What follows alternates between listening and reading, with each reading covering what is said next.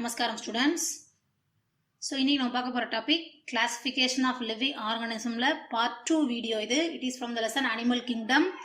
So lesson part 1ல வந்து இந்த classification of living organismல எப்படிலாம் classify பண்றாங்க, எதை பேஸ் பண்ணி classify பண்றாங்க அப்படின்றத பத்தி டீடைலா பார்த்துட்டோம். So இந்த வீடியோல Phylum Porifera, Phylum Coelenterata and Phylum Platyhelminthes பத்தி டீடைலா பார்க்க போறோம். ஓகேவா? So first classification of living organismல so இந்த phylums எல்லாம் group பண்ணிருக்கோம்ல, அதை எப்படி classify பண்ணோம் அப்படின்றத பத்தி பார்க்க போறோம். Animal kingdom is further divided into two groups based on the presence or absence of notochord. So இந்த classification எப்படி classify பண்றோம், எதை பேஸ் பண்ணி அப்படின்னா presence or absence of notochord base பண்ணி பண்ண போறோம். notochord அப்படின்னா என்ன அப்படின்னா notochord is a rod like structure formed on the mid dorsal side of the body during embryonic development. So embryona என்னன்னு பார்த்தோம், அந்த எம்ப்ரியோட டெவலப்மெண்ட் அப்ப நடக்கக்கூடிய ஃபார்ம் ஆகக்கூடிய ஒரு ஸ்ட்ரக்சர் தான் அந்த நோட்டோகார்டு. ஸோ பார்க்க எப்படி இருக்கும் அப்படின்னா ஒரு ராட் லைக் ஸ்ட்ரக்சரா இருக்கும். ஸோ எங்க ஃபார்ம் ஆகும் அப்படின்னா மிட் டார்சல் சைடு அப்படின்றது முதுகுப்புறமா. ஓகே, ஸோ அந்த பின்புறத்துல நடுவுல ஃபார்ம் ஆகக்கூடியதை தான் இந்த நோட்டோகார்டு அப்படின்னு சொல்றோம். ஸோ சிம்பிளா சொல்ல போனா பேக் போன் அப்படின்னு சொல்றோம் பாருங்க, அதுதான் நோட்டோகார்டு அப்படின்றது, முதுகு நான் அப்படின்னு சொல்லுவாங்க. ஸோ அது இருக்கு இல்ல, இது ரெண்டையும் பேஸ் பண்ணி இதை two types ஆ classify பண்றோம், invertebrata and chordata. So invertebrata னா என்ன, அவங்கள என்ன இருக்காது, நோட்டோகார்டே இருக்காது, do not possess notochord. So those organisms are called invertebrata classification. Okay, so அவங்க எல்லாம் invertebrata வகையில இருப்பாங்க. So யாருக்கெல்லாம் நோட்டோகார்டு இருக்கோ அவங்கள என்ன சொல்லுவோம் அப்படின்னா chordata அப்படின்னு சொல்லுவோம். இப்ப இந்த பேசிக்ல யாருக்கெல்லாம் நோட்டோகார்டு இல்லையோ அவங்கள இன்வெர்டிபிரேட்டான்னு சொல்றோம் பாத்தீங்களா. இந்த இன்வெர்டிபிரேட்டாக்குள்ள நிறைய பைலம்ஸ் இருக்குது, அதை பத்தி நம்ம இப்ப டீட்டெயிலா பார்க்க போறோம். ஓகேவா? சோ என்னன்றத பார்க்கலாம்.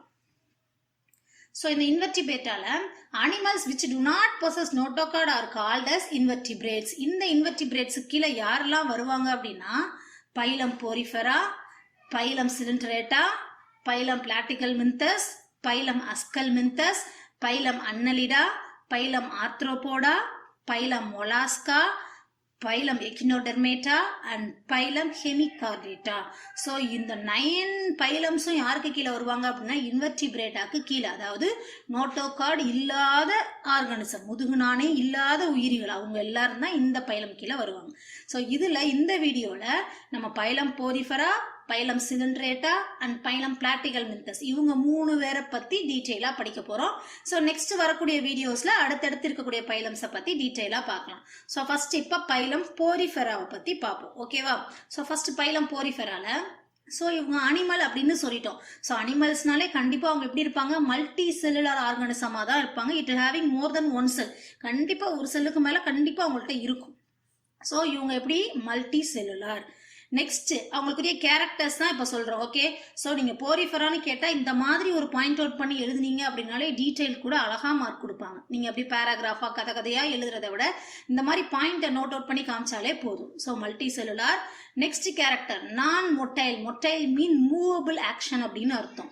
சோ மொட்டைல் அப்படின்னா மூவ் ஆவாங்கன்னு அர்த்தம். நான் மொட்டைல் அப்படின்னா என்ன அர்த்தம், ஒரு இடத்துல இருந்து இன்னொரு இடத்துக்கு அவங்களால என்ன ஆக முடியாது, மூவ் ஆக முடியாது. ஸோ நான் motile aquatic organisms. So those organisms are living only in the water source. So aquatic organism அப்படின்றதுனால இவங்க எங்க தான் வளர போறாங்க, தண்ணி இருக்கக்கூடிய ஏரியால தான் வளர போறாங்க. ஓகே, சரி. இவங்களுடைய லெவல் ஆஃப் ஆர்கனைசேஷன் என்ன அப்படின்னா cellular level of organisation. So level of ஆர்கனைசேஷன்லேயே நம்ம நிறைய டைப்ஸ் பார்த்தோம் ப்ரீவியஸ் வீடியோல. செல்லுலர், டிஷ்யூ, ஆர்கன் சிஸ்டம் அப்படின்னு பார்த்தோம். இதுல இவங்க first category cellular level of organisation. So என்ன இருக்காது இவங்களுக்கு, ஒரு செல்லுக்கும் இன்னொரு செல்லுக்கும் இடையில ஒரு கோஆர்டினேஷனே இருக்காது. ஒரு செல்லுல தனியா டைஜஷன் நடக்கும், இன்னொரு செல்லுல தனியா டைஜஷன் நடக்கும். இவங்க குரூப்பா சேர்ந்து ஒரே மாதிரி டைஜஷன் நடக்கும்னா அது நடக்காது. ஓகே, ஸோ இததான் செல்லுலர் லெவல் ஆஃப் ஆர்கனைசேஷன் அப்படின்னு சொல்றோம். ஓகேவா? நெக்ஸ்ட் பாருங்க போரஸ் பாடி. இதுதான் ரொம்ப இம்பார்ட்டன்ட் கேரக்டர் இவங்களுக்கு இருக்கிறதுலயே, அதனாலதான் இவங்களை போரிஃபெரா அப்படின்னு சொல்றோம். போரஸ்னா என்ன அப்படின்னா ஒரு சின்ன small holes present in the body. So அவங்களுடைய பாடி சர்ஃபேஸ்ல பாத்தீங்க அப்படின்னா குட்டி குட்டி குட்டி போர்ஸா இருக்கும். அதை தான் வந்து போரஸ் பாடி அப்படின்னு சொல்றோம். அந்த போர்ஸ் என்னன்னு சொல்லுவோம் அப்படின்னா ஆஸ்டியா அப்படின்னு சொல்லுவோம். இந்த போர்ஸ் அவங்களுக்கு இருக்கிறதுனால தான் இவங்களை போரிஃபெரா அப்படின்னு கூட சொல்றோம். ஸோ நல்லா ஞாபகம் வச்சுக்கோங்க, போரிஃபெரா அப்படின்னா அவங்கள்ட்ட என்ன ஸ்ட்ரக்சர் மெயினா இருக்கும், போரஸ் பாடி ஆஸ்டியா இருக்கும் அப்படின்னு ஞாபகம் வச்சுக்கோங்க. ஓகே, நெக்ஸ்ட் டிப்ளோபிளாஸ்ட் இன் நேச்சர் அப்படின்னு சொல்றாங்க. ஸோ பிளாஸ்ட், டிப்ளோபிளாஸ்ட், ட்ரிப்ளோபிளாஸ்ட் அப்படின்னு பார்த்தோம். ஜெர்ம் லேயர்ல படிக்கும் போது நம்ம சொன்னோம் அவங்கள எத்தனை லேயர் இருப்பாங்க, அந்த லேயரை பொறுத்து 2 நேமா கிளாசிஃபை பண்ணோம், டிப்ளோபிளாஸ்ட் அண்ட் ட்ரிப்ளோபிளாஸ்ட் அப்படின்னு. ஸோ இவங்க என்ன மாதிரி கேட்டகரி, டிப்ளோபிளாஸ்ட். டிப்ளோபிளாஸ்ட்னா என்னென்ன மட்டும் தான் இருக்கும், it only have the ectoderm and endoderm in the embryonic structure. So அந்த எம்ப்ரியோ ஸ்ட்ரக்சர்ல 2 லேயர் தான் இருக்கும், எண்டோடம் அண்ட் எக்டோடம். ஓகேவா? சரி, நெக்ஸ்ட் பாருங்க, ஹெர்மாப்ராடக்ட் அப்படின்னு சொல்றோம். இந்த ஹெர்மாப்ராடக்ட்னா என்ன ஒரு ஸ்ட்ரக்சர் அப்படின்னா, அதாவது male and female reproductive system both are present in a single organisms. ஒரே ஆர்கானிசம்லயே மேல் அண்ட் ஃபீமேல் 2 ரீப்ரொடக்டிவ் சிஸ்டமும் அந்த சேம் ஆர்கானிசம்ல பிரசன்ட் ஆயிருந்தது அப்படின்னா அதை தான் ஹெர்மாப்ராடக்ட் அனிமல்ஸ் அப்படின்னு சொல்லுவோம். ஓகேவா?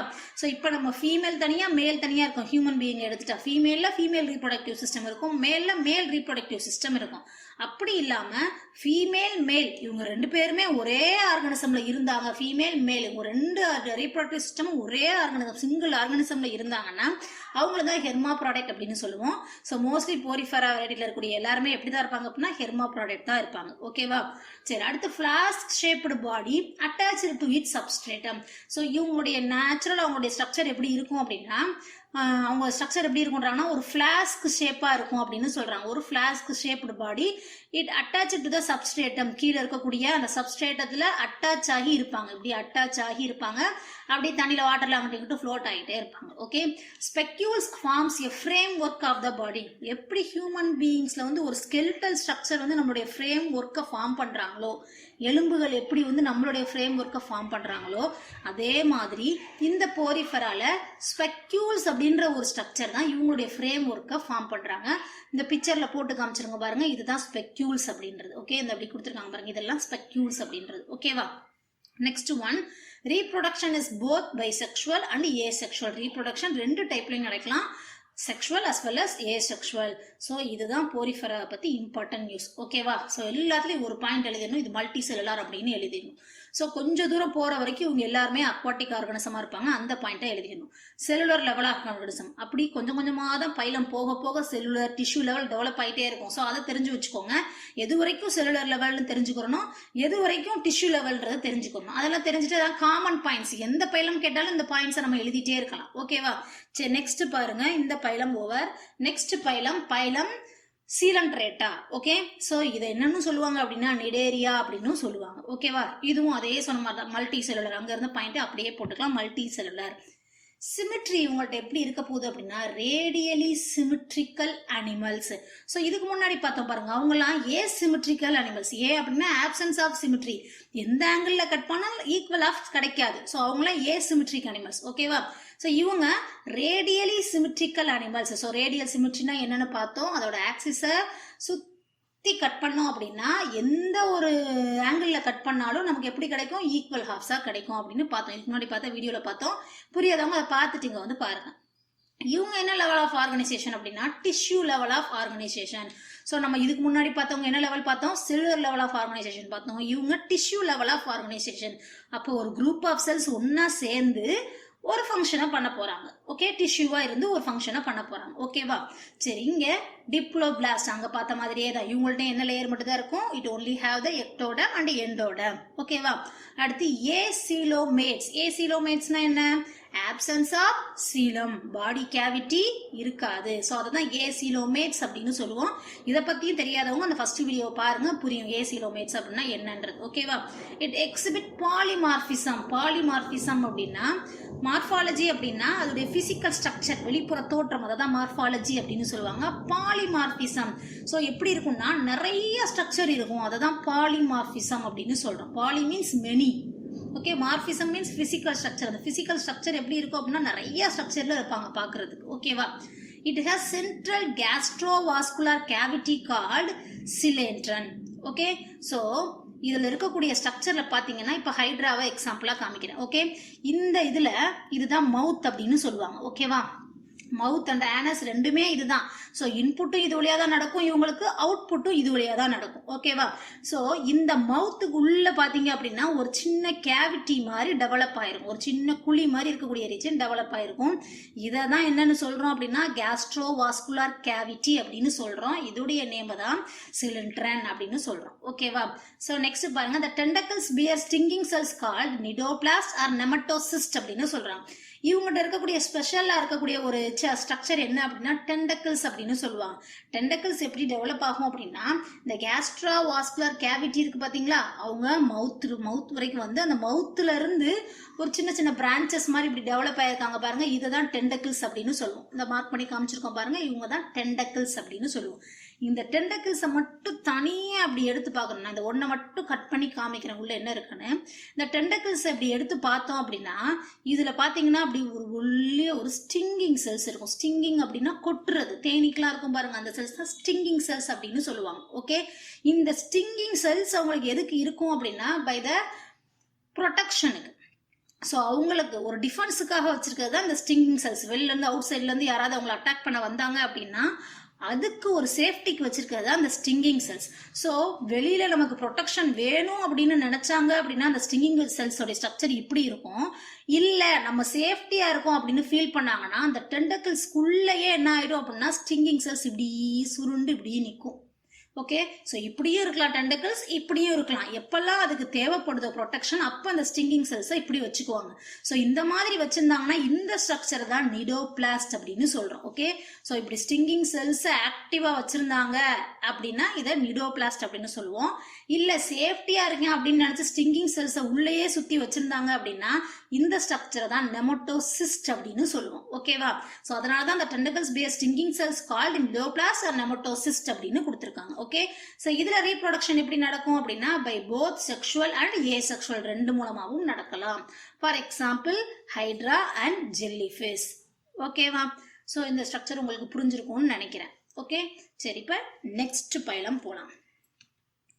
Next phylum platyhelminthes. Platyhelminthes அதாவது பிளாட்டி அப்படின்னா ஃபிளாட் அப்படின்னு அர்த்தம், ஹெல்மின்த் அப்படின்னா வார்ம்ஸ் அப்படின்னு அர்த்தம். ஓகே, ஸோ அதனால தான் இதை பிளாட்டிகல் மின்தஸ் அப்படின்னா ஃபிளாட் வார்ம் அப்படின்னு அர்த்தம். ஸோ இவங்க எப்படி இருப்பாங்க, இவங்களுடைய ஸ்ட்ரக்சர் எப்படி இருக்க போகுது அப்படின்னா ஃபிளாட்டாக இருக்க போறாங்க. வார்ம்ஸ் அப்படின்னா புழு அப்படின்னு அர்த்தம். ஸோ ஒரு தட்டையான ஒரு புழுவுடைய ஸ்ட்ரக்சர் மாதிரி இருக்கக்கூடியவங்களை தான் பிளாட்டிகல் மின்தஸ் அப்படின்னு சொல்லுவோம். சரி, இவங்களுடைய கேரக்டர்ஸ் என்னெல்லாம் அப்படின்னா இவங்க மல்டி செல்லுலர், அதே பாயிண்ட் தான், அவங்க மல்டி செல்லுலர், இவங்களும் multi cellular. Bilaterally symmetrical animals. இதுக்கு முன்னாடி பார்த்த சிலிண்டரேட்ல என்னன்னு பார்த்தோம், அவங்க என்ன லேட்ரல், ரேடியலி. ஓகே, இவங்க பைலேட்ரல் அப்படின்னு சொல்றாங்க. பைலேட்ரல்னா என்ன, ஆக்சிஸ்லேயே கட் பண்ணா எப்படி கட் பண்ணலாம், 2 ஈக்குவல் ஹாஃப்ஸா கிடைப்பாங்க, இங்க ஒரு ஹாஃப் இங்க ஒரு ஹாஃப். ஸோ அதனால இவங்களை பைலேட்ரலி சிமிட்ரிக்கல் அப்படின்னு சொல்றோம். Okay, next Darcy ventrally flat அப்படின்னு சொல்றாங்க. இவங்க ஃபிளாட்டா இருக்கக்கூடிய வார்ம்ஸ் தான், ஆனா எப்படி இருப்பாங்களா, டார்சி வென்ட்ரல். டார்சி வென்ட்ரல், டார்சின்னா முதுகுப்புற சைடு, வென்ட்ரல்னா வயிற்றுப்புற சைடு. ஸோ ரெண்டு சைடுமே எப்படி இருக்க போறாங்க, ஃபிளாட்டா இருப்பாங்க. அதனாலதான் டார்சி வென்ட்ரலி ஃபிளாட் அப்படின்னு சொல்றோம். Organ system level of organism. So கொஞ்சம் கொஞ்சமா பாருங்க, ஃபர்ஸ்ட் செல்லுலர் லெவல்ல இருந்தாங்க, அடுத்த பைலம் வரும்போது டிஷ்யூ லெவல் இருந்தாங்க, இப்போ என்ன லெவலுக்கு வந்துட்டாங்க, ஆர்கன் சிஸ்டம் லெவல் ஆஃப் ஆர்கனைசேஷனுக்கு வந்துட்டாங்க. அடுத்து ட்ரிப்ளோபிளாஸ்ட். ட்ரிப்ளோபிளாஸ்ட்னா இது வரைக்கும் முன்னாடி பார்த்த ரெண்டுமே என்னது, என்ன பிளாஸ்ட் பார்த்தோம், டிப்ளோபிளாஸ்ட் பார்த்தோம். இவங்க தான் ட்ரிப்ளோபிளாஸ்ட். அப்போ இங்கே தான் என்ன லேயர் ஃபார்ம் ஆக ஆரம்பிக்குது இந்த ஜென்ரேஷன்ல, மீசோடர்ம் அப்படின்ற ஒரு சென்டர் லேயர் ஃபார்ம் ஆக ஆரம்பிக்கும் இந்த எம்ப்ரியோ. Okay, next one is cephalization அப்படின்னு சொல்றாங்க. செப்பலைசேஷன்னா என்ன அப்படின்னா ஹெட் ஃபார்மேஷன் அப்படின்னு அர்த்தம். ஸோ தலை உருவாகக்கூடிய அதை தான் செப்பலைசேஷன் அப்படின்னு சொல்லுவோம். இதுக்கு முன்னாடி பார்த்த ரெண்டு பைலம்ஸ்லையுமே அந்த டிஃபரன்ஷியேட்டே இருக்காது, ஹெட் அப்படின்ற ஒரு டிஃபரன்ஷியேட்டே இருக்காது. பட் இந்த பைலம்ல இருந்துதான் அந்த ஹெட் ஃபார்மேஷன் கொஞ்சம் கொஞ்சமா அரைஸ் ஆக ஆரம்பிக்கும். ஸோ இதை பொறுத்த வரைக்கும் இந்த ஆர்கன் சிஸ்டம் லெவல், டிப்ளோபிளாஸ்ட், செப்பலைசேஷன் இந்த மூணு இன்ட்ரடியூஸ் ஆகக்கூடியது இந்த ஜென்ரேஷன்ல தான், தட் இஸ் பிளாட்டிகல் மின்தஸ் பைலம்ல. ஓகேவா, அடுத்து ஏ சீலோமேட்ஸ், அவங்கள மாதிரியே தான் ஆப்சன்ஸ் ஆஃப் சீலம். பேராசைட்டிக்னா என்னது? இவங்க ஃபுட்டுக்காக என்ன பண்ணணும், யாரையாவது டிபெண்ட் பண்ணி இருக்கணும், அவங்க கிட்டேயே இருக்கணும். ஒருத்தவங்கள்ட்ட இருந்து அவங்கள இருந்தே ஃபுட்டை வாங்கினாங்க அப்படின்னா அவங்களதான் பேராசைட், ஒட்டுண்ணிகள் அப்படின்னு சொல்லுவோம். ஸோ இவங்களுடைய லைஃப் எப்படி இருக்கும் அப்படின்னா பேராசைட்டிக் மோட் ஆஃப் நியூட்ரிஷன் தான் இருக்கும். ஓகேவா? It has sucker and hooks. So parasite அப்படின்னா யாரையாவது டிபெண்ட் பண்ணி தான் ஃபுட்டு வாங்கணும். ஸோ அவங்கள டிபெண்ட் பண்ணி இருக்கவங்க என்ன பண்ணுவாங்க, வாயில டைரக்டா ஊட்டி விடுவாங்களா? இல்லை, இவங்களதான் என்ன பண்ணணும், சக் பண்ணி எடுக்கணும். ஸோ அதனால இவங்கள்ட்ட இருக்கக்கூடிய ஸ்பெஷல் ஸ்ட்ரக்சர் தான் இந்த suckers and hooks. It helps to the mode of nutrition like parasite. Okay, so அந்த பேராசைட்டிக் நியூட்ரிஷனுக்கு ஹெல்ப் பண்ணக்கூடிய ஸ்ட்ரக்சர் தான் இந்த suckers and hook like structure அப்படின்றது. ஓகேவா? Excrete by flame cells. இவங்கள எக்ஸ்கிரீஷன் எப்படி நடக்கும் அப்படின்னா the special cells are called flame cells அப்படின்னு சொல்லுவாங்க. இவங்களை ஏன் ஃப்ளேம் செல்ஸ்னு சொல்றாங்க அப்படின்னா இந்த பிக்சர்ல போட்டு காமிச்சிருக்கோம் பாருங்க. ஸோ இதுல இருக்கக்கூடிய ஸ்ட்ரக்சர் தான் எக்ஸ்கிரீஷனுக்கு காரணமாக இருக்கக்கூடிய செல். ஸோ இவங்கள தான் ஃப்ளேம் செல்ஸ் அப்படின்னு சொல்றோம். ஏன் இவங்களுக்கு ஃப்ளேம் செல்ஸ் அப்படின்ற நேம் வந்தது அப்படின்னா இதோடைய ஸ்ட்ரக்சர் பாருங்க இப்படிதான் இருக்கும். ஓகே, இந்த ஸ்ட்ரக்சர்ல இதோடைய உள்ள இன்னர் சைடு பாத்தீங்க அப்படின்னா இத சிலியா அப்படின்னு சொல்லுவாங்க. சிலியா அப்படின்றது சின்னதா ஒரு ஹேர் லைக் ப்ரொஜெக்ஷன் இருக்கும், அதை தான் சிலியான்னு சொல்லுவோம். இந்த சிலியா என்ன பண்ணிட்டே இருப்பாங்க அப்படின்னா இப்படி மூவ் ஆகிட்டே இருப்பாங்க, அசைஞ்சுக்கிட்டே இருப்பாங்க. ஓகே, இப்படி ஹேர் லைக் ஸ்ட்ரக்சர் அசைஞ்சிட்டே இருப்பாங்க. அப்படி அசைஞ்சிட்டே இருக்கும்போது பார்க்க நமக்கு எப்படி இருக்கும் தெரியுமா? ஒரு ஃப்ளேம் எரிஞ்சா எப்படி இருக்கும், ஒரு தீ எரிஞ்சா எப்படி இருக்கும், அந்த மாதிரி ஒரு ஸ்ட்ரக்சர் இருக்கிறதுனால இந்த செல்ஸ் என்னன்னு சொல்லுவோம் அப்படின்னா ஃப்ளேம் செல்ஸ் அப்படின்னு சொல்லுவோம். இந்த செல்ஸ் தான் it helps for the excretion process. Okay, சரி, நெக்ஸ்ட் பாருங்க. இவங்களை என்னன்னு சொல்றோம், ஹெர்மோப்ராடக்ட்ஸ் அப்படின்னு சொல்றோம். ஹெர்மோப்ராடக்ட்ஸ் என்னன்னு பார்த்தோம், both male and female reproductive system present in the single organisms are called hermaphrodite animals. So இவங்களும் hermaphrodite. ஓகே, எக்ஸாம்பிள் பாருங்க, லிவர் ஃப்ளூக் அண்ட் டேப்வார்ம். ஓகேவா? ஸோ அந்த ரெண்டு பிக்சர் தான் உங்களுக்கு இங்கே போட்டு காமிச்சிருக்கேன். ஸோ இந்த வீடியோவில் பைலம் போரிஃபரா பற்றி பார்த்தோம், பைலம் சிலிண்ட்ரேட் பற்றி பார்த்தோம், அண்ட் பைலம் பிராக்டிகல் மெத்தட்ஸ் பற்றி டீட்டெயிலாக பார்த்துட்டோம். ஸோ நெக்ஸ்ட் வீடியோவில் இதுக்கு அடுத்து இருக்கக்கூடிய 3 பைலம்ஸ் பற்றி டீட்டெயிலாக பார்க்கலாம். Okay, thank you.